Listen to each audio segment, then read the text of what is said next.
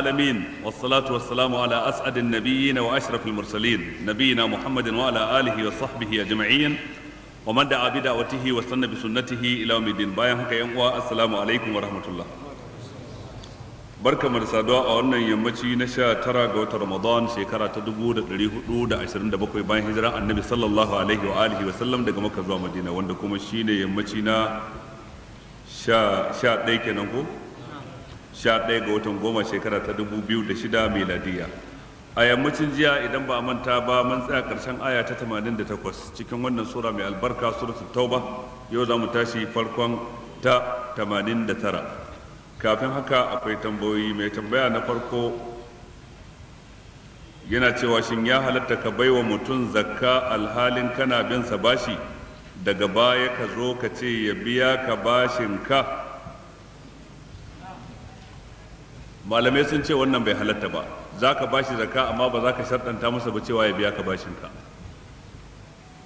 Ya cancanta ne ya karɓi zakka, yanzu kuma ya rage na idan ya karɓi zakkan nan shin yana da abin da zai gudanar da kansa don ya biya ka bashi, ko zai ɗauki wani abu daga ciki, ko ma zai hana ka bashin ka sai nan gaba don yana da wata matsalar da in ma ya baka kuɗinka sai ya sake cin wani bashin. Kai dai za ka bashi zakka tsakaninka da Allah ba tare da sharɗanta masa cewa lalle ya biya ka bashin ka ba. Dai idan kai haka ka fitar da zakka don taimaka amfani, kuma ba a son mutum ya fitar da zakka a fikihance ta yi masa amfani. In ko ka fitar da ita amfani ya dawo gare ka to zakkar ka bata yi ba. Da haka mutum yana bin ka bashi, mutum kana bin sa bashi naira 100, sai ka fitar da zakka 100 ka bashi kansa, sai ya sa aljihu, in ya ga dama ya baka, in ya ga dama ya ce ga 50,000 kai mun jinkirin 50,000. Wannan shine ya san yaya ne yake ciki a halin yanzu, amma ba daidai bane ba wato kai zamiya a cikin kudin zakka.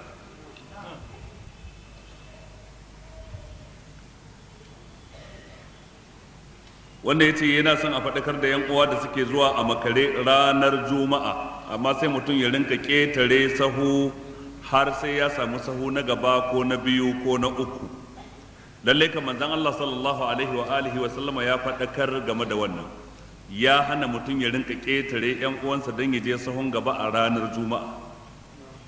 Takhattir riqab kenan, wannan shine takhattir riqaban nas. Wata rana annabi na cikin huduba sai wani mutum ya shigo cikin masallaci sai rinka ƙetare mutane yana son ya zauna a gaba, sai manzo Allah ce ijlis faqad azaita wa anaita, zauna inda kake, ka zo a makare kuma kana cutar da bayin Allah.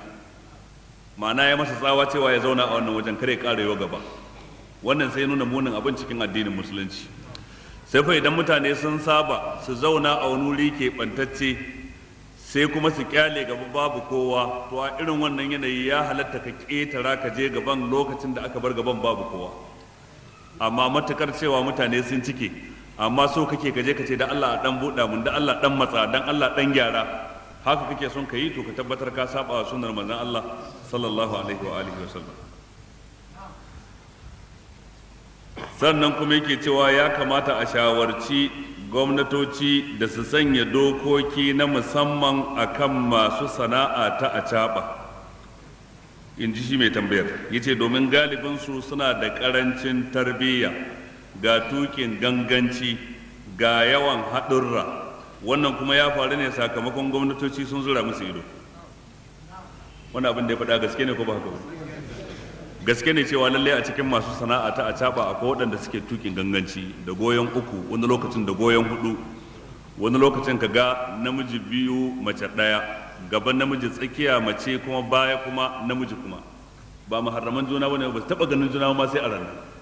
To kaga wannan tsabar rashin da'a ne, ko shakka babu ya saba ka'idoji na addinin musulunci. Sannan ga tukin ganganci da shiga a haka, har gwaninta ce a wajen galibin samari da suke irin wannan tukin, su ba sa tsayawa idan an je wurin da ake tsayawa. Wannan gwaninta ce, wayewa ce, binnanci ne, mutum ya shiga a haka ya fita a guje. Wannan kan ya kamata a ce an samar da waɗansu dokoki da za su taimaka wajen tsare rayukan mutane da dukiyoyin mutane. Galibi idan ka je asibitoci na manyan biranen ƙasarmu sai ka samu ward guda, rukuni guda na gadaje wanda kawai na 'yan acaɓa ne wanda suke yawan haɗari. Na san akwai wannan asibitin Murtala a birnin Kano, akwai wannan a waɗansu asibitoci a waɗansu garuruka na daban, wanda wannan ke nuna wato yawan gangancinsu da yawan shiga a haka da suke yi. su kuma din ya kamata su inganta sana'arsu. Bai kamata mutum ya bayar da adireshin sana'arsa ya zanto adireshi ne na kowa ya ganka ya ga mara kirki ba, tare da cewa a cikinsu akwai dattijai, a cikinsu akwai masu iyali, a cikinsu akwai masu tunani da hangen nesa, to amma sun bari waɗanda suke ba dattijan cikinsu ba su da halin dattaku, ba su da da'a, ba su da tarbiyya, suna nema su lalata musu sana'arsu ta yadda idan an gansu sai a ɗauka su duka ba su da kirki. Kuma wannan haƙƙi ne na gwamnati a ko'ina ta tsara yadda za a wato kowane irin abu da jama'a suka bukatu zuwa gare shi, bukatuwa ta tilas, dan larura ce ta acaba, ba jin daɗin rayuwa bane ba, da mai yi da mai hawa da wanda aka ɗauka da wanda ya ɗauka din dukkan su larura ne. To amma abin takeici da bakin ciki shine yana daga cikin injazat, nasarori wani lokacin da gwamnatoci suke ganin sun yi, idan sun kawo wa mutane babura 2,000, 3,000, 5,000 da ayyatayin acaba. Wannan ko ba a kirga wannan a matsayin nasara a kasashen da aka ci gaba. Ana kirga wannan ne a matsayin nasara, a waɗansu ababe za a kirga waɗanda ba wannan ba a matsayin ababe na nasara. Ya kasance an buɗe kamfanoni, kamfani ɗaya zai ɗauki mutum 1,000, 2,000, 5,000 aiki, 2,000 aikin safe, 2,000 aikin rana, 2,000 aikin dare su kwana, kaga anan gurin wajen 6,000 kamfani ɗaya. Wannan shine hakikanin ci gaba. Wannan kuma ba zai yi ba sai an samu wadataccen wutar lantarki, ba za a samu wadataccen lantarki ba sai an samu ingantaccen shugabanci, sai an samu kishin ƙasa, sai an samu kishin zuciya cikin zukatan shugabanninmu. Amma kaga abin takaici da bakin ciki, duka bai fi waɗansu kwanaki ko waɗansu watanni da suka wuce baya ba, gwamnatin tarayya ta zare kuɗaɗe daga gwamnatocin jihohi gaba ɗaya. Jiha 36 haɗe da birnin tarayya na Abuja don aka zazzari kuɗinsu, aka yi wani asusu na tsakiya, aka buɗe za a gina tashoshin wutar lantarki guda 7 dukkaninsu a kudancin Najeriya, babu ɗaya a arewa. Kuma akwai kuɗin Borno a ciki, akwai kuɗin Kano, akwai kuɗin Kaduna, akwai na Sokoto, akwai na Katsina. Kuma an ce tsari ake bi na federation. Kaga anan gurin ya kamata lokacin da shugaban kasa ya kira wasu taro su yi rigima ko dake-dake su yi akan su kare al'ummarsu, amma kowa sai dai ya zura musu your excellency, your excellency, kowa sai dai ya zura musu your excellency ya sace muku kuɗi. Menene wanda your excellency ya sace muku kuɗi? Ya yi muku kwace, ya muku fashi da makami? Ina wani excellency ya kwace kuɗi ya shaƙe kuɗin jama'ar ku? Babu wani your excellency a cikin wannan. Ya kamata su yi rigima su gwamnonin jihohi. Shugaban kasa ba shi ya naɗa su ba, jama'a su suka zaɓe su. Ba shi suke wa aiki ba, jama'a su suke wa aiki. Amma su kyale ya ɗauke kuɗin gwamnatoci na jihohi ya je ya kafa tashoshin wutar lantarki guda 7, babu ɗaya da aka yi ta a ƙetaren jaba, dukkaninsu a kudancin Najeriya. Yanzu kudaden da mutane suke kashewa kawai wajen sayan janareta, tun daga tela mai shagon ɗinki da zai sai janareta na 10,000 ko na 15,000 ko su haɗa kuɗi su sai na 100,000, shaguna wajen 6 ko 7, da masu gidaje da kuɗin man fetur da ake kashewa. Waɗannan kuɗin na shekara guda kaɗai ya isa ya gyara wutar Najeriya. Kuɗaɗen janaretan kaɗai da kuɗaɗen man fetur na shekara kaɗai ya isa ya gyara wutar Najeriya. Sannan kuma sai ka samu a waɗansu jihohin yanzu a wannan shekara 3 da aka yi wadda ake cikin ta 4, akwai jihar da ta kashe kuɗi wuri na gugar wuri biliyan 1 da miliyan 500, biliyan 1 kusan da rabi ko na makamancin haka, dan ta raba wutar lantarki a ƙauyuka. Me ta yi? Kawai za ta kafa transformers, falwaya da kuma wayoyin, amma ina wutar? Sai ta zo daga nefa. To wannan jihar da za ta ƙara waɗansu makamancin wannan kuɗin, ta isa ta yi wa kanta wutar lantarki, ta sami wajen 3,000 watts wanda za ta iya rabawa mutane, bayan ita ta shayar da jihar ta rabawa sauran jihohi ta samu kuɗaɗen shiga. Kuma daga lokacin da ita jiha ta kashe biliyan 1 da rabi ta sanya wutar lantarki a ƙauyuka, da wayar da ta rataya da falwaya ɗin da transformer da sun riga sun zama gargashin nefa, da an buɗe an yi bikin buɗewa sun fita daga gwamnatin jiha. Kai ne ma'aikacin nefa, haka ne ko ba haka ne? Kaga yayi dariya, ya san haka ne. Shahidun min ahli hakenan. Ko da yake an ce ba nefa ba, PHT Power Holding Company, wasu yanzu yan dakon wutar ne, amma ba su suke bayar da ita ba. Kaga su ma sun to waye zai bayar? Kaga duk ma wannan wani dabara ce, ita kanta wannan dabara ce ake wa 'yan ƙasa ba su sani ba. Su da su suke bayar da wutar sai suka canje sunan, wai su 'yan dakon wuta ɗin ne. Aikinsu idan an samu wutar su raba muku, kuma su ba ku bil, kuma su karɓi kuɗi a wajen ku, to amma ina wutar take, ballantana a idan kwanta. A takaici dai waɗannan ababu wallahi ba ababen dariya bane, ba ababen takaici ne a wannan ƙasa. Karancin wutar lantarki ya kashe dukkan masana'antu su kuma sai suna kakkafa wutar lantarki ta kudu. Dukkan wani kamfani da ya kulle a Maiduguri ko a Kaduna ko a Kano sai ya koma Lagos ko ya koma Abeokuta ko ya koma ina ne. Da haka ake mu kuma nan gurin muna ƙara talaucewa, muna ƙara kaza, sannan waɗanda amanar mu take hannunsu su kuma sun kasa hango abin ko sun hange shi baya cikin abin da suke wa tunani. Amma wallahi baya cikin ci gaba haka kawai gwamnatoci su sayo babura su raba wa mutane. Kuma wani abin takaici sai ka ji wani lokacin chairman na karamar hukuma a ce ai ya raba babura 7 a karamar hukumar da yake da samari marasa aikin yi saboda 150 babur 7.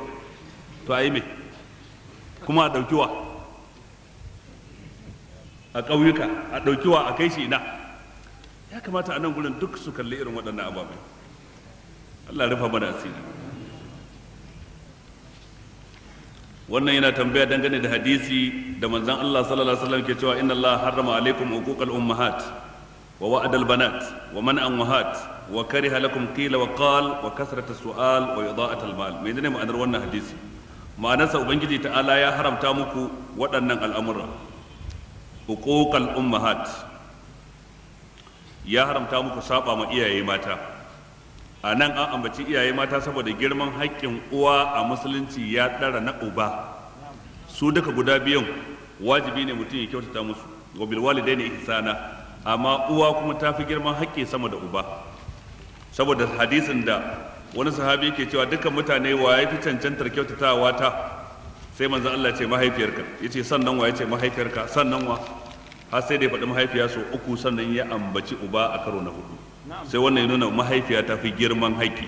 Da haka anan ma sai aka keɓance ta da hukunci. Manzon Allah ya ce Allah madaukakin sarki ya haramta muku uquqal ummahat, sabawa iyayenku mata, wa wa'adal banat, da binne ƴaƴaye mata da rai. Wannan al'ada ce ta mutanen jahiliya, idan mutum an haifa masa mace sai binne ta da rai.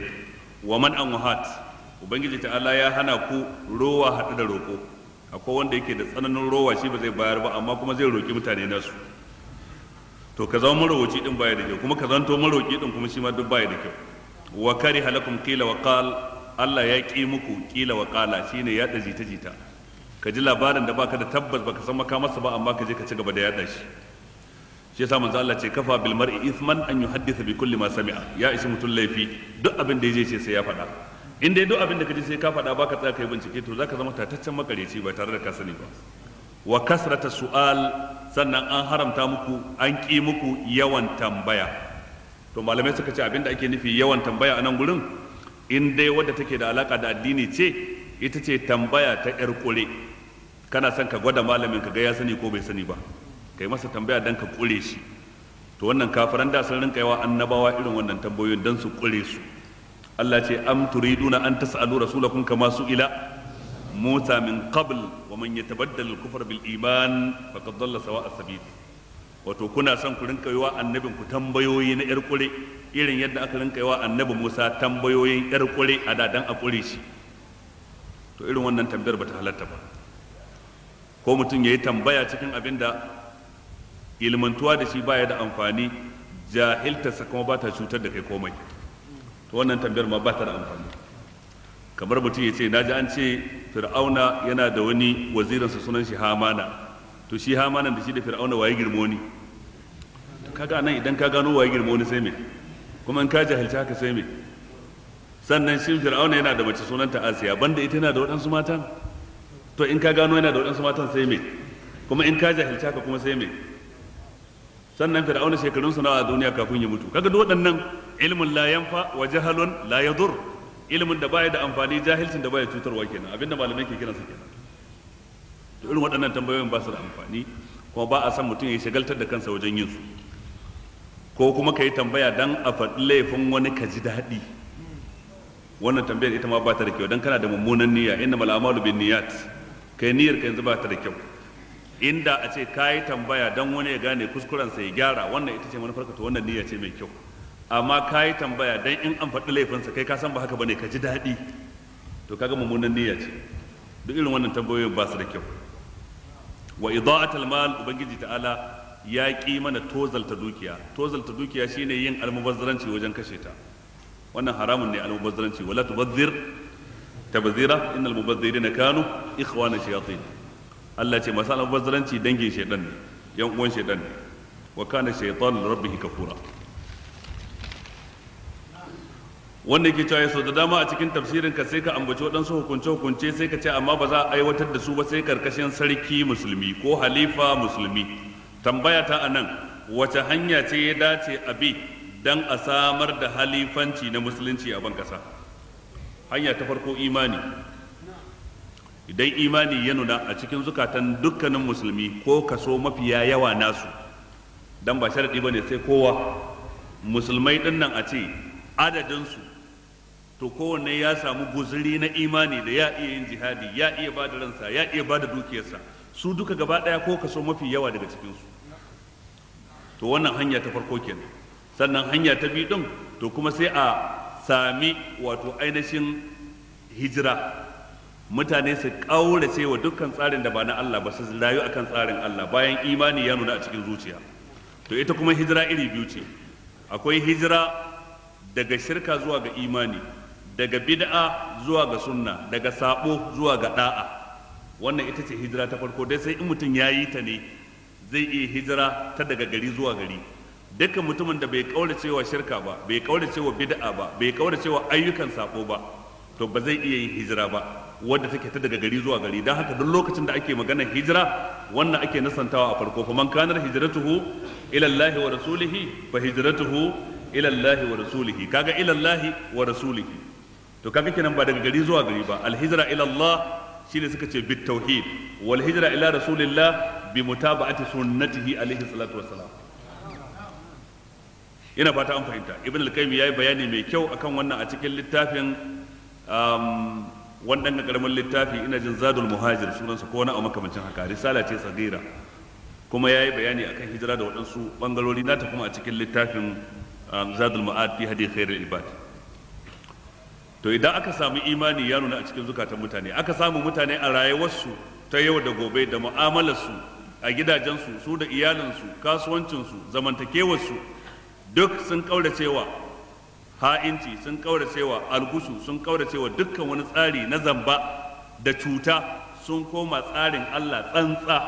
To wannan tabbatacciyar hijira kenan. To a wannan lokaci su da kansu za su ga waye ya kamata su yi wa mubaya'a a cikinsu, saboda matakinsu na ilimi, matakinsu na ikhlasi, matakinsu na tsoron Allah ya kai na su sallama wa wani in sun gane wani ya fi su cancanta a ilmance da kuma ta fuskar tsoron Allah da tarbiyya. To lokacin da aka sami irin wannan shine mutane za su iya yin jihadi, sannan sai daular musulunci kuma ta tabbata. Ina fata an fahimta. To kaga hanyar tana da tsawo kuma gajera ce. Tsawonta shine wato tana buƙatar aiki, amma gajartarta abubuwan da take buƙata ba su da yawa. Matattakala 1, 2, 3 zuwa 4 sai ga an fada cikin daular musulunci. To amma kafin a tsallake matattakala ta 1, kafin a shiga ta 2, kafin a shiga ta 3, to a nan gurin ake samun rudani. Kuma duk lokacin da ka taho za ka tsallake ta farko ka ce banda ita, bari a je ta 3 ko ta 4. Idan an kafa daular musulunci a dawo a gyara wannan din daga baya, to kuma ka riga ka yi kuskure tun farko. Daular ba za ta kafu ba, ballantana kuma ka ce ka dawo ka gyara wannan. Sannan samar da daular musulunci wajibi ne namu na duka, amma gyara shika-shikan imani a cikin zukata, gyara aqida, gyara sallah, gyara azumi, gyara zakka wajibi ne na kowane ɗaya a karan kansa shi. To kaga akwai bambanci tsakanin wajibinmu na mu duka da wajibin kowa a karan kansa. To ko da wani lokaci mutane ba sa iya taruwa su yi wajibinsu na gari duka sai bayan sun iya yin wajibinsu a matsayinsu na ɗaiɗaiku. In ba za su iya wannan ba, to wancan ma ba za su iya yin sa. Allah gane da mu.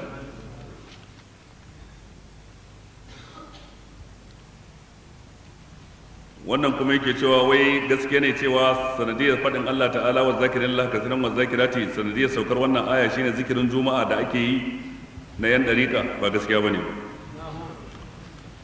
Manzon Allah sallallahu alaihi wasallam ya fassara da kansa, dan shi aka saukarwa da alqur'ani. innal muslimina wal muslimati wal mu'minina wal mu'minati wal qanitina wal qanitati was sadiqina was sadiqati was sabirina was sabirati wal khashiina wal khashiati wal mutasaddiqin والمتصدقين والمتصدقات والصائمين والصائمات والحافظين فروجهم والحافظات والذاكرين الله كثيرا والذاكرات الذاكرين الله كثيرا والذاكرات. حديثي ya zo cikin sunan na Abu Dawud da na Tirmidhi da Muslim da Imam Ahmad dan Hanbal. Manzon Allah ce dukkan namijin da ya tayar da matarsa cikin dare suka tashi suka yi sallan nafila tare shi da ita, to za a rubuta su cikin wazakirin Allah kathiran wazakirati. bai ce mana ba wanda ya je zikirin juma'a suka zagaye kyalle suna yi da sauti ɗaya suna rerawa, manzon Allah bai faɗi wannan ba, amma ya faɗi wancan. Saboda haka fassara ayar ba yadda manzon Allah ya fassara ba, wannan kuskuren fassara ne. Ka duba kuma cikin tafsirin Ibn Kasir, shi zikiri da ake yi na ranar juma'a da za a haɗu a zagaye kyalle ana yi, shi bid'a ne, ba ya da asali cikin addini. Dan ana son zikiri kowa ya shi kadai, wa rajulun zakara Allah khaliyan fa fadat aynahu. Da haka ya kamata a yi hattara.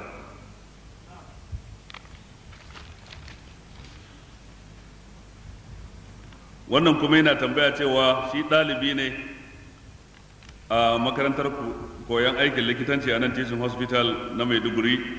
To suna da wani ma'aikaci wanda yake magulmaci, yana yawan haɗa mutane faɗa har ma aka rika ganewa. To abin yanzu ya ƙetare su har ya kai ga yana shiga wajen malamai ko wajen mata na malamai su haɗa gulma. To irin waɗannan mutane da aka san su biyu ne, sanannu ne, duk ɗalibai sun san duk wanda aka ya yi faɗa mutum biyu wanda suka haɗa su faɗa, don magulmata ne, sun iya ƙarya, sun iya tsegumi. Ya halatta ambaci sunansu akan mimbarin juma'a da laifinsu. Mataki da za a yi na farko shine a yi musu nasiha, idan sun ƙi ji ya halatta a faɗi sunansu kowa ya ji, don kowa ya kubuta daga sharrinsu. Amma sai an musu wancan sun ƙi ji sannan za a je wancan. Allah shirye da su gane. Wannan yana magana kan manyan sunayen littattafai da suka shahara a fannin adabi tare da sunayen mawallafansu. Nan kaga ba tambaya bace ba ta. Makaranta a fagen adab sun ambaci rukunan adab, suka ce rukunan adab ga ɗalibin da yake son ya karanci adab ya san shi littattafai 4 ne. Allah sa in iya tuno su duka. Na farko akwai littafin Adabul Katib na Ibn Qutayba, kamar juz'i 1 ne, bai fi wannan girma ba haka. Littafi ne mai kyau kwarai da gaske. Na biyu akwai littafin Albayan wa Tabyin na Jahiz, wannan littafi ne babba kamar mujalladi 3. Sannan kuma akwai littafin Al-Kamil fil Lughati wal Adab na Al-Mubarrid. To na manta na 4. Amma dai waɗannan ukun Allah ya sa na tuno su. Sukan ce waɗannan su ne rukunai a adabin larabci, duk wanda ya karanci waɗannan sosai zai gwanance a adab. To banda su kuma akwai littattafai na adam masu yawa ko na da ko na yanzu. Daga ciki akwai littafi mai kyau na Ibn Abdul Bar, littafin Bahjatul Majalis. Wannan littafin yana da kyau, juz'i 3 ne, shi ma na adab. To banda shi akwai tarin littattafai masu yawa, shi dai adab ba tarin littafin bane ba, yawan karatun shine adab. Idan kana so ka kware shine yawan karatu, kamar yadda shi Jahiz ya rinka yi, tunda shine duk wanda zai maganar adab sai ya kawo maganar Jahiz. To shi kuma Jahiz wato wajen dai nacin karatu lalle ana sarawa Jahiz. Mutumin da yake zuwa shagon da ake sayar da littattafai ya biya kuɗi ya ce a bashi dama ya kwana a ciki su kuma su samu riba biyu, gashi ya ba su kuɗi zai kwana a ciki kuma gashi yana musu gadi. Shi kuma burinsa ya karanci littattafan da baya da su a labirari ɗinsa, waɗanda zai kwafe kuma ya kwafe da hannu. Suka ce duk irin yadda ya ƙoƙarin ya cikawa littattafai alƙawalinsu, su littattafai ba su cika masa alƙawalinsa ba, domin littattafai ne suka jibgo masa aka yi faɗi ya mutu saboda nacin karatu. Shi ne ce duk abin da ka gani a rubuce ka karanta. Wannan falsafa ta shi ta duk abin da ka gani a rubuce ka karanta, waɗansu ɗin sun ɗauke ta a matsayin falsafa ce mai kyau. Suka ce domin ɗayan biyu ne, in mai amfani ne zai amfane ka, in mai cutarwa ne kuma ka gane cutar sai ka kauce mata. To amma ba kowa ne kuma zai karanta cuta ya gane cuta ce ba. Yana fata an fahimta. Sai bayan mutum yana da hasana, yana da garkuwa da za ta tsare shi. Amma dai babban abin da ke sa mutum ya kware a fagen ilimi, wanda kuma adabi na ciki, shine yawan karatu, yawan karance-karance, yawan kwatanta abin da ka karanta da abin da wane ya karanta. Suka ce dan kayi karatu kai kadai a gida kayi nazari, baka tattauna da kowa ba, baka sanin ka sani ko ka fahimta daidai ko kayi kuskure.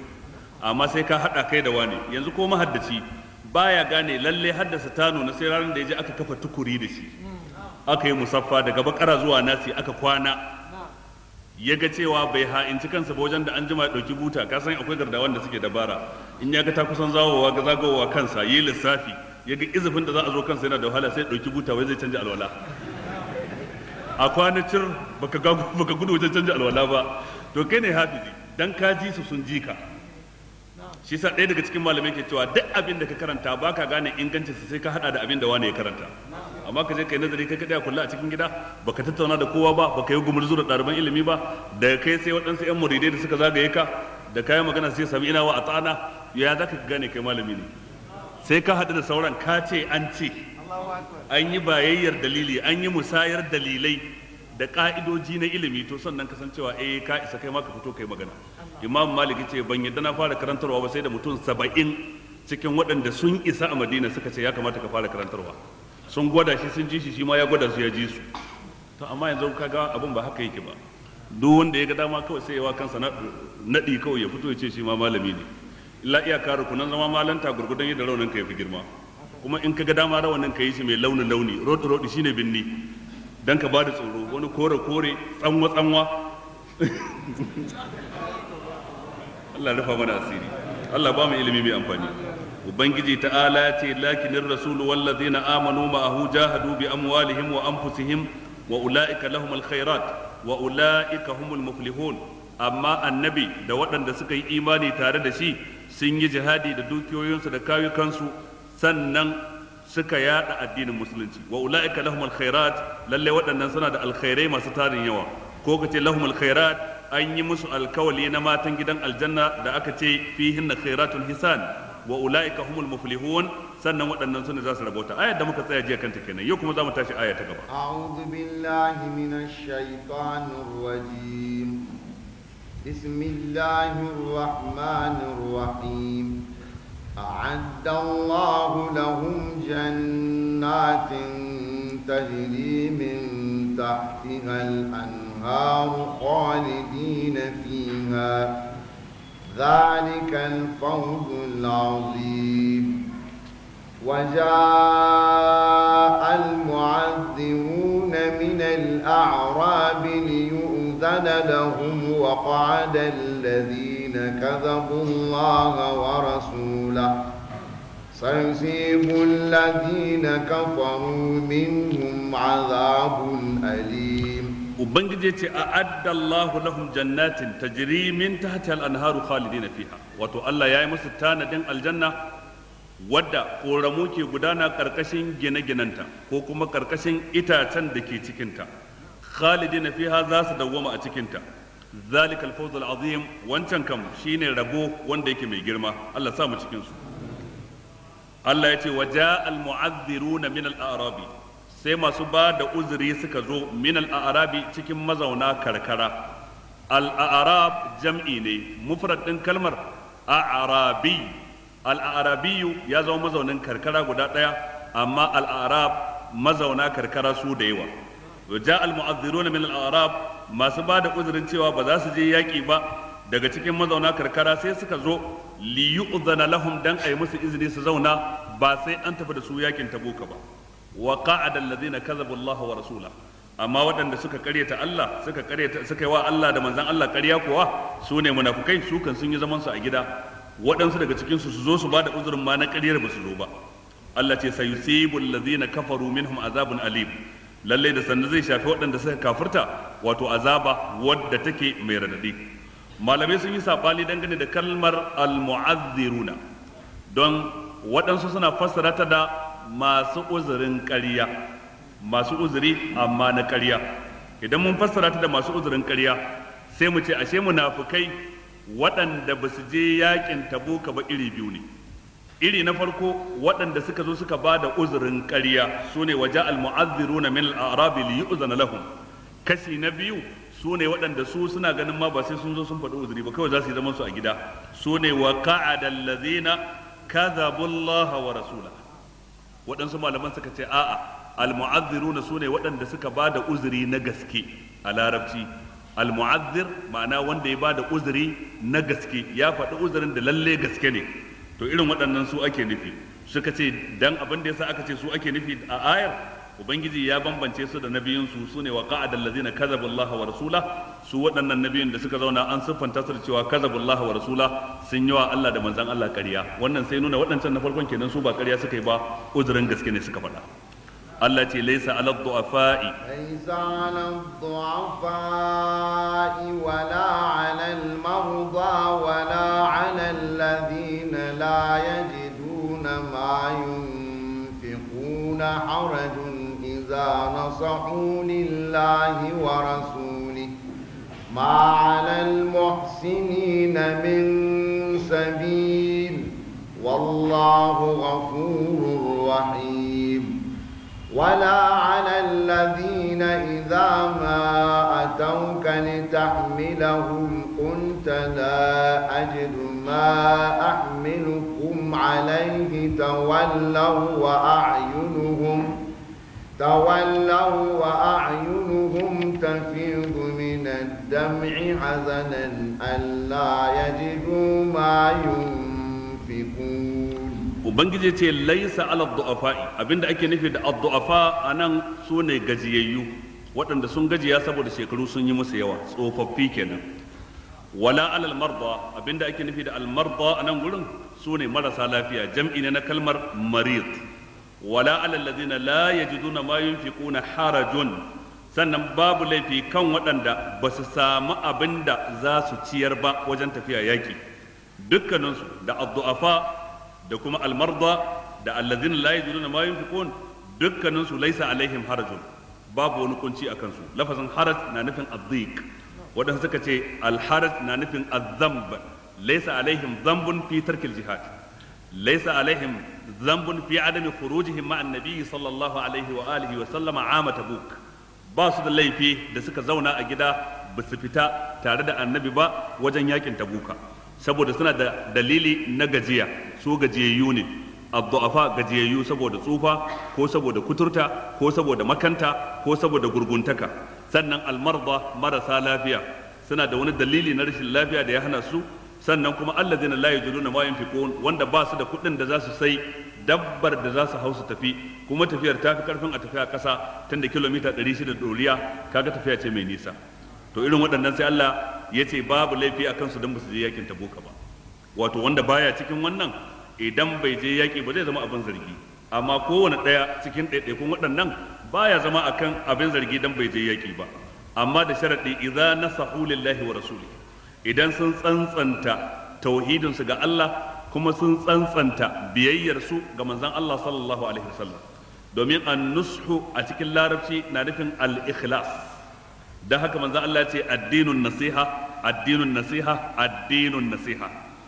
Sahabbai suka ce liman ya rasulullah, sai manzon Allah ce lillahi wa li kitabihi wa li rasulihi wa li a'immatil muslimina wa ammatihim. Shi addini gaba ɗayansa tsarkin zuciya shine addini, kyautata niyya shine addini. Sai suka ce kyautata niyya game da wa? Sai ce game da Allah. Idan mutum ya yi tsarkin zuciya game da Ubangiji, bai jingina masa abokin tarayya ba, bai jingina masa sa'a ba, bai jingina masa ɗa ko mace ba, sannan ya kaɗaita shi da ibada shi kaɗai, to wannan shine an-nasihatu lillah. Amma an-nasiha li rasulillah tsantsanta biyayyar ka ga manzon Allah, wa ma atakumur rasulu fakhuzuhu wa ma nahakum anhu fantahu. Duk abin da aka ce wane ya ce, su wane sun ce, su wane sun aikata, kai ba za a ruɗe ka da yawan su ko kuma karancin adadin su ba, kai dai kana so su samu shaida daga bakin manzon Allah shine yace kafin su ce.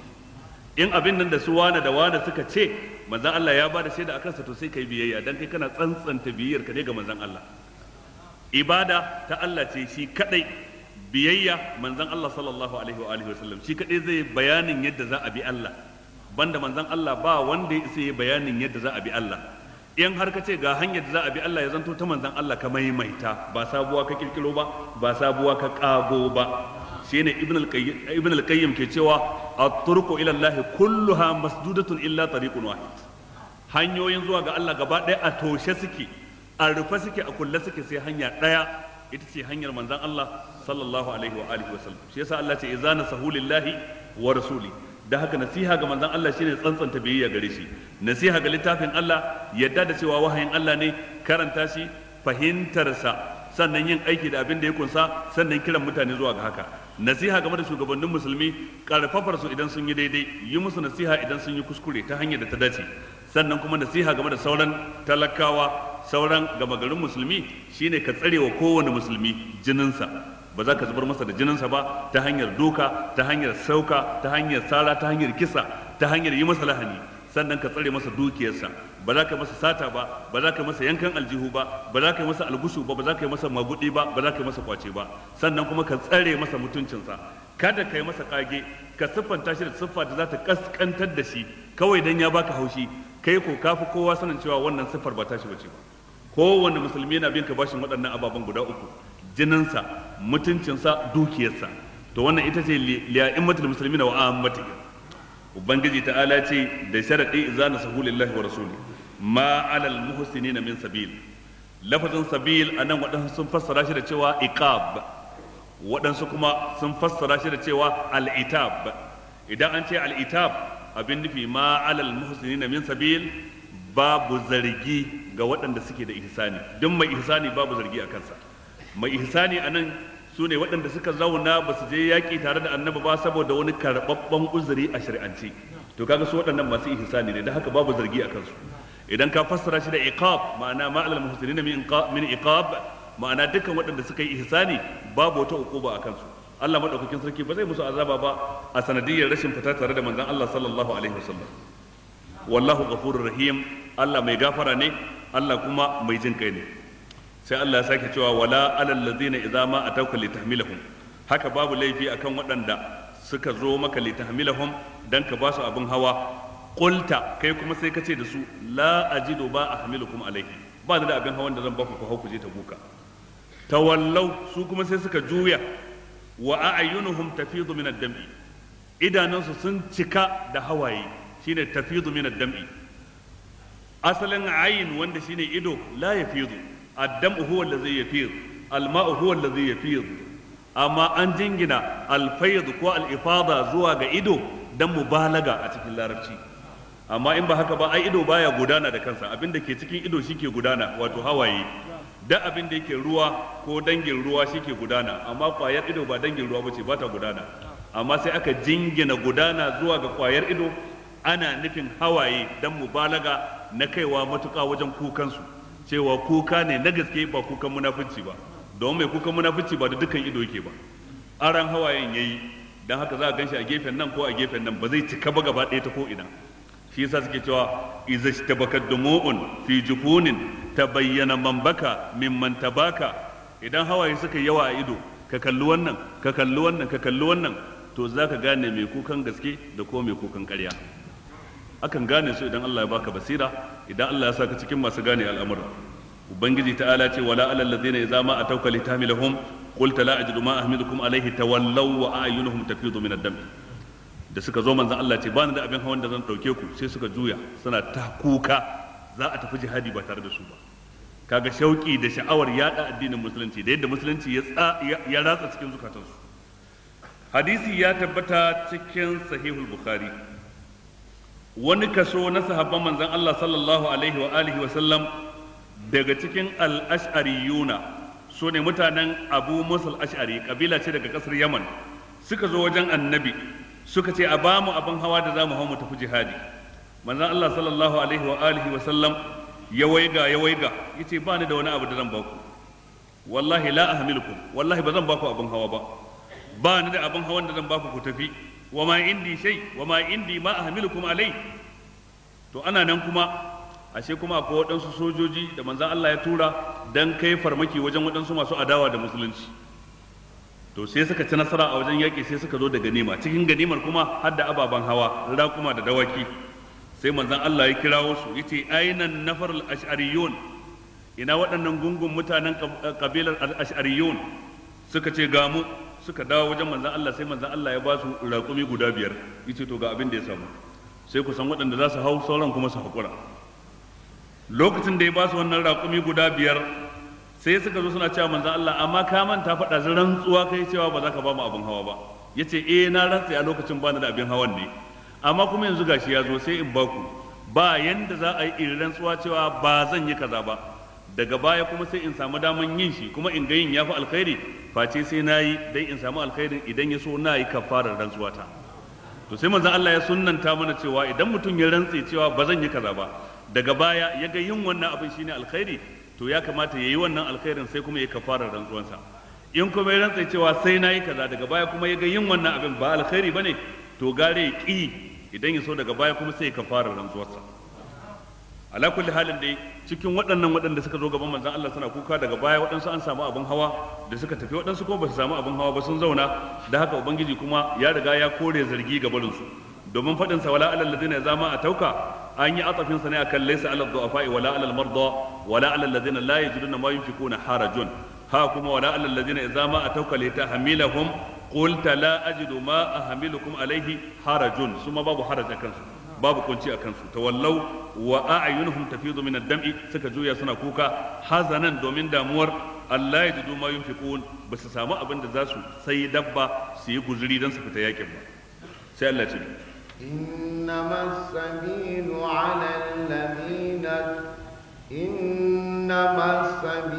على الذين يستأذنونك وهم أغنياء رضوا بأن يكونوا مع الخوالف وطبع الله على قلوبهم فهم لا يعلمون يعتذرون إليكم إذا رجعتم إليهم قل لا تعتذروا لن نؤمن لكم قد نبأنا الله من أخباركم وسيرى الله عملكم ورسوله ثم تردون إلى عالم الغيب والشهادة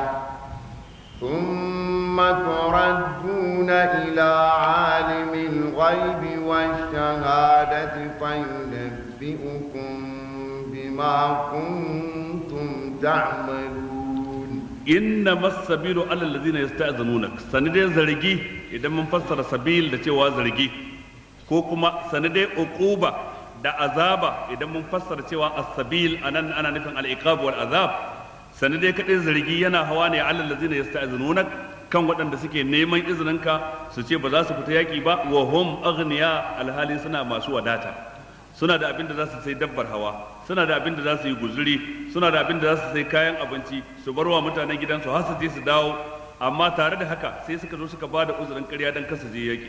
Irin waɗannan su ne zargi ke hawa kansu. Radu bi an yakunu ma al-khawalif, sun yarje wa kansu zama tare da zaunannu a gida, su ne mata da yara ƙanana waɗanda ba su balaga ba. Wa taba Allahu ala qulubihim fahum la ya'lamun, ubangiji ta'ala ya sanya murfi akan zukatansu, ba za su taɓa sanin alkhairin da ke cikin fita yaƙi ba, ba za su taɓa sanin alkhairin da ke cikin dacewa da shahada in an fahimci zukatansu, ba za su taɓa sanin alkhairin da ke cikin fita yaƙi ba, ba za su taɓa sanin alkhairin da ke cikin dacewa da shahada in an fita yaƙi ba. Wato shi yaƙi yana tabbatar da martaba ce ta al'umma in har sun gane shi, to su ba za su fahimci haka ba. Ya'taziruna ilaykum idza raja'tum ilayhim, suna kokarin gabatar da uzuri gare ku lokacin da kuka dawo wajen su. Wato haka munafukai suke, idan an tafi yakin ba da su ba, suka tabbatar annabi ya je ya dawo lafiya, to sai su rinka tanadan uzuri, kowa yana tanadan ƙaryar da zai je yi. Sai Allah ce qul la ta'taziru, in sun zo za su yi magana ka ce da su la ta'taziru, kar ma ku bani hanzari, kar ku ce za ku faɗa mun uzuri, lan nu'mina lakum, mu ba za mu gaskata ku ba akan uzurin da za ku ba mu. Qad nabba'ana Allah min akhbarikum, ubangiji ta'ala ya riga ba mu labarin ku tuntuni, an saukar da wahayi, an fallasa ku, an faɗa mana munafukai mun gane su. Wa sayara Allahu amalakum wa rasuluhu, ubangiji ta'ala zai ga aikin ku, sannan kuma manzon tsira annabi sallallahu alaihi wa sallam shi ma zai ga aikin ku. Summa turadduna ila alimil ghaibi wa shahada, sannan a maishe ku zuwa ga masanin gaibu, masanin bayyane shine Allah ta'ala, fa yunabbi'ukum bima kuntum ta'malun, sai ya baku labarin irin abin da kuka kasance kuna aikatawa. Wato a nan gurin kaga cikin faɗin cewa la ta'tazuru, kar ma ku kawo uzuri, wato ana nufin kenan uzurin ku baya da amfani ko kun kawo. In dai mutum ya zama uzurin ƙarya zai bayar a sanadiyar rashin fita da annabi sallallahu alaihi wasallam, to uzurin sa baya da amfani kenan. Allah ya riga labartawa annabi labarin sa shi da waɗanda suke tare da shi. Sai Allah ce فيحلفون بالله لكم إذا انقلبتم إليهم لتعرضوا عنهم فأعرضوا عنهم إنهم رجس ومأواهم جهنم جزاء بما كانوا يكسبون يحلفون لكم ترضوا عنهم فإن ترضوا عنهم فإن الله لا يرضى عن القوم الفاسقين سيحلفون بالله لكم da sannu za su rinka muku rantsuwa da Allah idan qalabtum ilaihim lokacin da kuka dawo gida wajen su litu'ridu anhum wai dan ku kawar da kai ku kyale su ba tare da kun zarge su ba fa'aridu anhum ku rabu da su kar ma ku saurare su innahum rijis su din datti ne ko kuma najasa domin lafazin rijis yana zuwa da ma'anar najasa ko yana zuwa da ma'anar abu mai wari abu mai ɗoyi abin da yake datti ya ayyuhal ladzina amanu innamal khamru wal maisiru wal ansab wal azlam rijsun min amali shaytan fajtanibuhu la'allakum tuflihun وما كان لنفس أن تؤمن إلا بإذن الله ويجعل الرجس على الذين لا يأكلون a wani wurin kuma ana fassara ar-rijis da cewa al-azab wato azaba kenan da haka idan an fassara shi da cewa rijis su najasa ne ana nufin najasa ma'anawiyya irin yadda mushrikai aka ce musu najasa ya ayyuhallazina amanu innamal mushrikuna najasun fala yaqrabu al-masjid al-harama ba'da amihim hadha abinda ake nufi da najasa ma'anawiyya kila wani ya ce to ai an sassauta musu tunda an ce najasa ce ta ma'ana ba najasa ce ta wanda za a taba a hannu a ce dole sai an wanke ba ba wanda ido ke gani ba wadda kafa ka iya takawa ba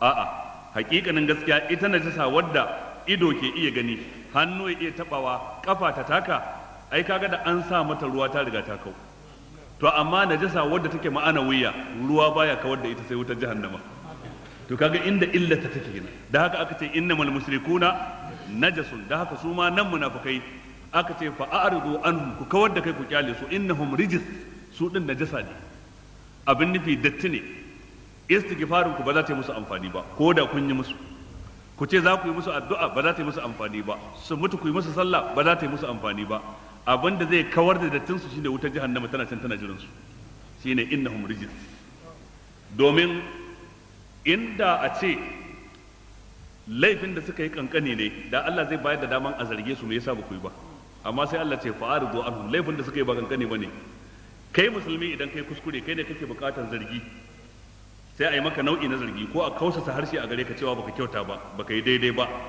ko a yi maka arzubi cikin taro ba wanda ya san kai ne sai shi wanda ya maganar da kai mai laifin ko kuma a bayyana sunanka kowa ya ji duk wannan nau'i ne na mai na zargi idan an yi maka wannan gata ake maka cewa dai ana faɗin laifinka dan ka gyara ko kuma wani lokacin ta kai a yi maka bulala in abin yana da haddi na ai bulala to kaga duk wannan nau'i na me na zargi wanda ake wa wannan shine mummuni amma wanda yake kafiri ko munafiki wanda munafuncinsa ya kai shiga cikin wutar jahannama ba a yi masa irin wannan zargi akan kyale shi ne dan saboda zargi ba zai masa amfani ba shi yasa ubangiji ta'ala ya ce sai halifuna billahi lakum idan qalabtum ilaihim litu'ridu anhum suka rantse da Allah a wurin ku wai dan ku kawar da kai ku kyale su sai dai ku yi zargi sai ku kyale su kuma sai Allah ce fa'aridu anhum ko zargin kar ku yi musu to kamar mai tambaya yayi tambaya dan me ba za a zarge su ba dan me ba za a yi musu fada ba dan me ba bulala sai Allah ce innahum rijis su datti ne fadan da za ku yi musu da zargin ba zai kankare laifin ba sai wutar jahannama wa ma'awahum jahannam makomasu ita ce wutar jahannama shine wani yake cewa fallawmu yughrihim wala yujdihimu fallawmu yughrihim wala yujdihimu fal kalbu anjasu ma yakunu idza iktasal yake cewa in ma ka zarge su zargin zai ƙara ziga su ne su ƙara wani munafuncin da ya fi wanda suka yi yau in ma ka ce ba ku yi daidai ba a madadin su gane su gyara kuskuren su sai su ƙara haukata su ƙara kangarewa akan barnar da suke kai wala yujdihi ma zargin su ba zai amfane zargin su ba zai zargin ka ba zai amfane su ba sai ke cewa fal kalbu anjasu ma yakunu idza iktasal yace kare yana ƙara datti ne duk lokacin da ya wanka ka kyale shi a haka shine kwalliyarsa amma da ka jika shi sai ya ƙara datti dai kafin ka jika shi da ruwa baka jin warinsa amma kana jika shi da ruwa sai ka ji ya fara wari ina fata an fahimta shine ke cewa da haka zargin munafikai abin da ke kara musu datti to kaga wannan ke nuna siffa ta munafunci tana da hadari shi yasa munafikai za su zanto cewa fi darkil asfali minan nar kamar yadda Allah ya ce innal munafiqina fi darkil asfali minan nar wa lan tajid lahum nasira wato a cikin wuta sune a karshen kasa wato suna kafirai ma suna saman su amma su suna karshen kasa Allah ya tsare mu yahlifuna lakum litardaw anhum suna yi muku rantsuwa dan dai ku nuna kun yarda da su Allah ce ya halifuna suna rantsuwa, bai faɗi da wa suka rantsa ba saboda a baya ya riga ya ambata sai ya halifuna billahi, to anan ba sai an maimaita billahi din ba. Litardaw anhum, dan ku yadda da su. Fa in tardaw anhum, in ko kun yadda da su dan saboda rantsuwa da za su yi muku, fa inna Allah la yarda anil qawmil fasiqin, ai Allah baya yarda da mutanen da suke fasikai kafirai, ko da ku a ganin ido sun ruɗe ku saboda daɗin baki da suka yi muku kun yarda da su, ai Allah bai yarda da su ba tunda suna da dattin zuci, suna da kazantar aqida, ba su da aqida mai kyau. Sai Allah ce الأعراب أشد كفرا ونفاقا وأجدر ألا يعلموا حدود ما أنزل الله على رسوله والله عليم حكيم. ومن الأعراب من يتخذ ما ينفق مغرما ويتربص بكم الدوائر عليهم دائرة السوء والله سميع عليم. Ubangiji ya ce al'arabu ashaddu kufran wa nifaqan. Al'arab galibin mazauna karkara ashaddu kufran, su suka fi tsananin kafirce ma Ubangiji, wa nifaqan kuma su suka fi siffantuwa da siffa ta munafunci, wa ajdaru Allah ya alamu hududa ma anzalallahu ala rasuli, kuma su suka fi kowa cancantar rashin sanin dokokin da Allah ya saukarwa manzansa. Wallahu alimun hakim, Ubangiji ta'ala masani ne sannan ko mai hikima ne. Malamai suka ce wannan ita ce hikimar da Ubangiji subhanahu wa ta'ala bai taɓa turo annabi ba face ya zanto ɗan birni, ba mazaunin karkara ba, ba ɗan ƙauye ba. wa ma arsalna min rasulin illa rijalan nuhi ilaihim min ahlil qura, ma'ana ana turo annabawa ne daga cikin ahlul qura. wa ma arsalna min qablika min rasulin illa rijalan nuhi ilaihim min ahlil qura, wato daga cikin ahlul qura ma'abuta alkaryu, kaga ba daga cikin al'arab ba kenan, ba daga cikin ahlul badiya ba, saboda galibi inda birni yake nan ilimi yake, amma kuma ana ƙara nesa da birni, ana ƙara nesa da inda ilimi yake. Inda birni yake an fi samun wayewar kai da kuma gane ya kamata, ana ƙara nesa da birni to kuma sanin ya kamata kuma na ƙara yin sauƙi tattare da mutane. Wannan hakika ce da Ubangiji ta'ala ya ambace ta a cikin Alƙur'ani, hakika ce tabbas ne da manzon Allah ya ambata a cikin hadisi. Cikin hadisin da Imam Muhammad dan Hanbal ya rawaito yace man sakanal badiyata jafa, dukkan wanda ya zaman karkara dindindin tun da ya tashi bai taba zuwa birni ba, kuma ya ci gaba da zama bai je birni ko dan karo ilimi ko dan sana'a ko dan wani abu ba, jafa, zuciyarsa za ta ke kashe, za ka yana da karancin tausayi. wa man ittaba as-sayda ghafal, dukkan wanda dukkan wata dabba da ya gani zai bi ce zai farauce ta, to sai kaga ya zama gafalalle. Duk inda tsuntsu ya tashi ka bi shi, duk inda wani zomo ya fito ka bi shi, inda ka barewa ka bi ta, inda wani kurege ya fito ka bi shi ku zuba, to lalle zaka zama gafalalle. Sai ce waman dakhala ala sultani tutin, duk malamin da ya zama na fada tsantsa, kullun yana fada ko kullun yana gidan gwamnati ko kullun yana fada sarki, da su za a kulla da su za a kunce, to lalle sai an fitine shi cikin addinin sa. Suka ce mafi karancin abin da malami zai idan ya zama na fada, ko da shi bai faɗi ƙarya ba, amma za a faɗi ƙarya a gabansa kuma yayi shiru, ba zai inkari ba. To wannan shine illar da take cikin malam ya zanto malam fada. Idan ka kaje fada ko ka kaje gidan gwamnati ko ka kaje harkata ta karamar hukuma ko kaje fada mai martaba sarki, wata bukata ce ta kai ka ta tilas, wadda akwai maslahar addini a ciki, akwai maslahar ka ko maslahar ƴan uwanka musulmi a ciki, dan wannan sai ka je gidan gwamnati ko harkatar karamar hukuma ko ofishin kwamishina ko ofishin minista ko ma ofis din wane ne. Daga wannan maslaha ta addini ta kau, maslaha ta musulmi ta kare, to kuma kayi tafiyar ka kenan. Amma daga lokacin da ya zanto can ne wurin zuwanka kullun to sai an fita ne ka cikin addininka. To waɗannan ababe guda uku tabbas haka suke yadda manzon Allah sallallahu alaihi wa alihi wa sallam wato ainihin ya ambace su. Ubangiji ta'ala dai ya nuna galibi mazauna karkara akan samu karancin tausayi tattare da su, akan samu karancin sanin addini tattare da su. Wannan baya nuna su duka, a iya samun ɗaiɗaiku, amma kullum hukunci ana magana ne ga abin da ya fi rinjaye ya fi yawa. Ina fata an fahimta.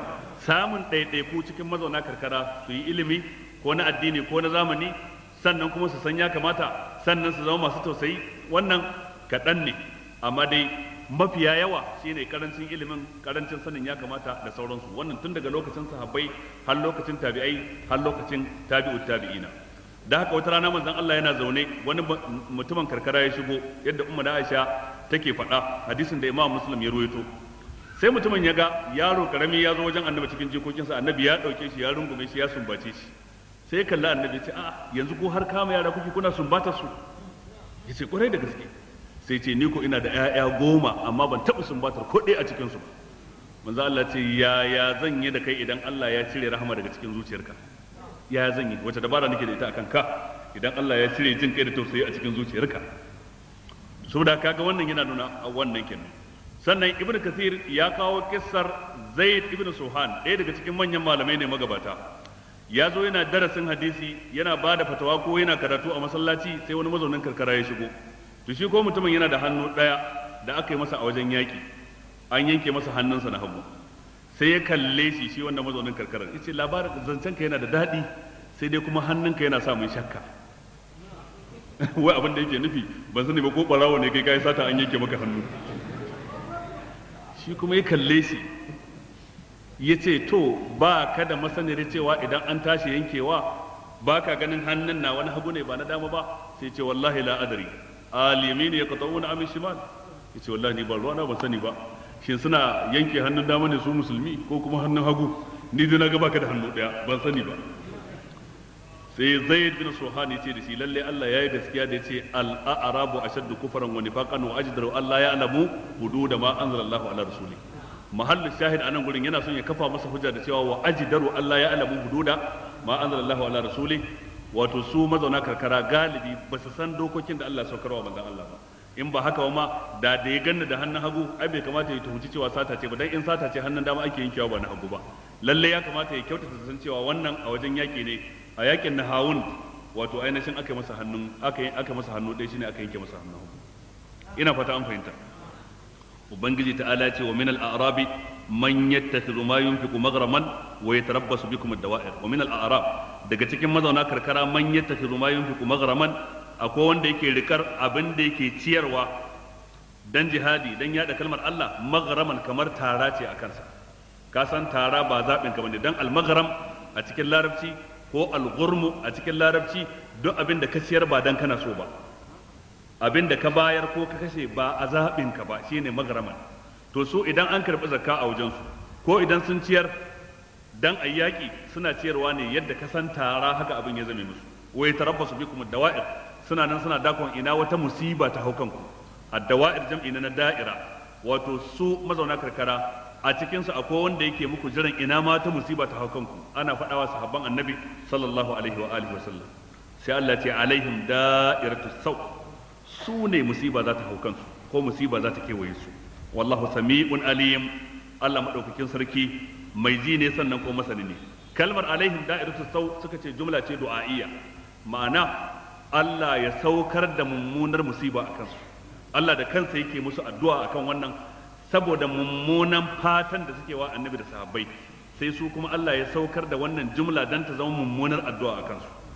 Sai ayar karshe, ومن الأعراب من يؤمن بالله واليوم الآخر ويتخذ ما ينفق قربات عند الله وصلوات الرسول ألا إنها قربة لهم سيدخلهم الله في رحمته إن الله غفور رحيم. ومن الأعراب cikin mazauna karkara man yu'minu billahi wal yawmil akhir, akwai wanda ake samu yayi imani da Allah ya kuma yi imani da ranar karshe. Wato kenan ba dukkan su suka taru suka zama ɗaya ba. Wannan ke nuna hukuncin da muka ambata na baya, wannan ya nuna galibi ake nufi ba dukkan su ba. Dai idan aka dauka dukkan su sai a dauka don mazauna karkara kenan haka suke, amma gashi Allah ya ce wa min al-a'rab, a waɗansu daga cikin mazauna karkara man yu'minu billahi wal yawmil akhir, akwai wanda ake samu yayi imani da Allah, yayi imani da ranar karshe, wa yattakhidhu ma yunfiqu qurbatan inda Allah, kuma yakan riki duk abin da zai ciyar a matsayin ibada da za ta kusanta shi zuwa ga Allah. Wa salawatir rasul, kuma ta zame masa sababi na dacewa da addu'o'in manzon Allah a kansa. Tunda idan manzon Allah ya karɓi zakar mutane zai musu addu'a, salatul rasul ita ce du'a'ur rasul alaihi salatu wassalam. Ala ku saurara ku ji innaha qurbatun lahum, lalle wannan ciyarwar tasu za ta zame musu kusanci zuwa ga Allah a tattare da su. Sayudkhiluhum Allah fi rahmati, da sannu Allah zai shigar da su gidan rahmatsa. Inna Allah ghafurur rahim, lalle ubangiji ta'ala mai gafara ne sannan kuma mai jin kai ne. Abinda muka faɗa zama daidai Allah shi ba mu lada, wanda muka yi kuskure kuma ubangiji ta'ala shi ya fi mana. Wassalamu alaikum.